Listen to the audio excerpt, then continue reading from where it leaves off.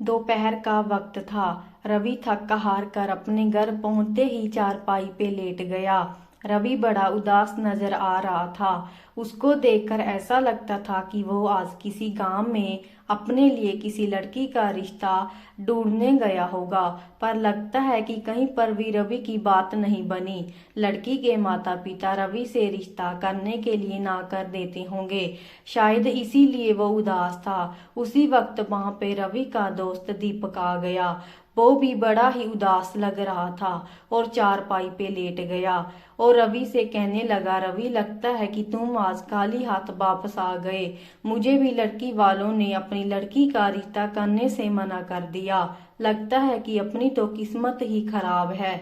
मुझे तो लगता है सारी उम्र हम दोनों को कुंवारे रहकर ही गुजारनी होगी। दोनों की शादी करवाने की कोशिश असफल हो गई थी। यह सिलसिला कई महीनों से चलता आ रहा है। रवि और दीपक हर रोज सज धज कर नए कपड़े पहनकर किसी न किसी गांव में अपने लिए लड़की का रिश्ता ढूंढने जाते थे। अगर उनको कोई भी रिश्ता मिलता तो लड़की वाले किसी न किसी कानून को मना कर देते थे। आखिर निराश होकर रवि और दीपक अपने घर वापस आ जाते। रवि और दीपक इकट्ठे ही एक घर में रहते। दोनों को अपने लिए आप ही रोटी सब्जी बनानी पड़ती थी, पर कभी भी दोनों से सही तरीके से रोटी ना बनती। यहाँ तक कि रोटी बनाते बनाते दोनों के हाथों में छाले पड़ जाते। पर जैसी भी उन दोनों से रोटी बनती वह अपनी किस्मत समझकर खा लेते थे। शाम का समय था। दीपक और रवि को रात के खाने की चिंता होने लगी। वह सोचने लगे कि रात के खाने के लिए क्या बनाया जाए।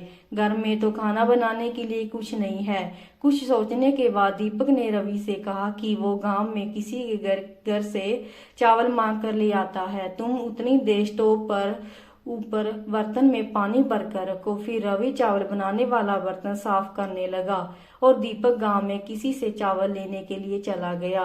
दीपक ने घर पहुंचकर घर की मालकिन से उसे चावल उधार देने के लिए कहा। घर की मालकिन दीपक को देखते ही गुस्से में आ गई और कहा कि हमारे घर चावल नहीं है, किसी और के घर चले जाओ। दीपक उस औरत की यह बात सुनकर बहुत उदास हो गया और तुरंत उस घर से बाहर आ गया। दीपक गांव के बहुत से घरों में चावल लेने के लिए गया, पर किसी ने भी उसे चावल नहीं दिए। आखिर लौटते लौटते दीपक को एक घर से थोड़े से चावल मिल गए। दीपक चावल लेकर अपने घर वापस आ गया। रवि ने दीपक के पास जब थोड़े से चावल देखे तो वो बहुत दुखी हुआ।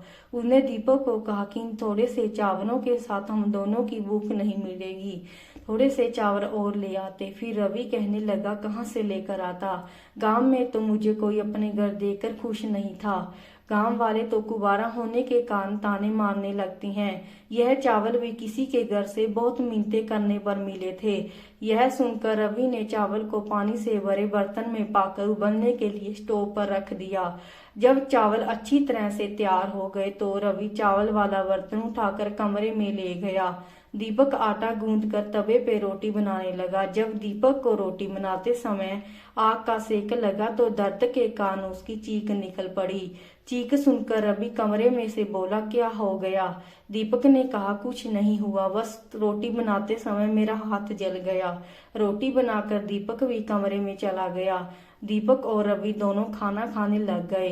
जैसे ही दोनों ने चावल का एक एक चम्मच अपने मुंह में डाला तो तुरंत दोनों की उल्टी आ गई।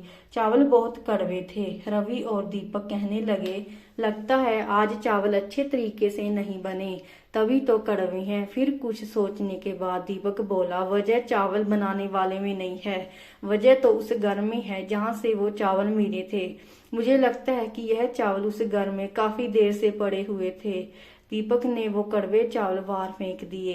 रवि और दीपक बिना कुछ खाए ही सो गए।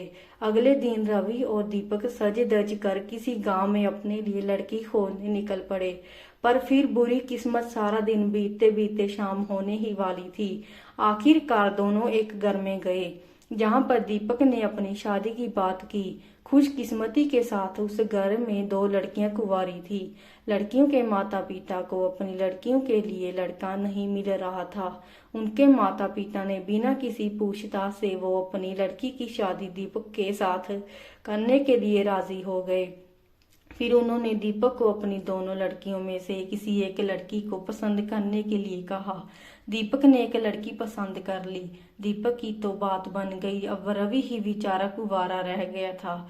उसी वक्त लड़कियों के माता पिता ने दीपक को अपनी दूसरी लड़की के लिए लड़का ढूंढने के लिए कहा। यह सुनकर दीपक बहुत खुश हो गया।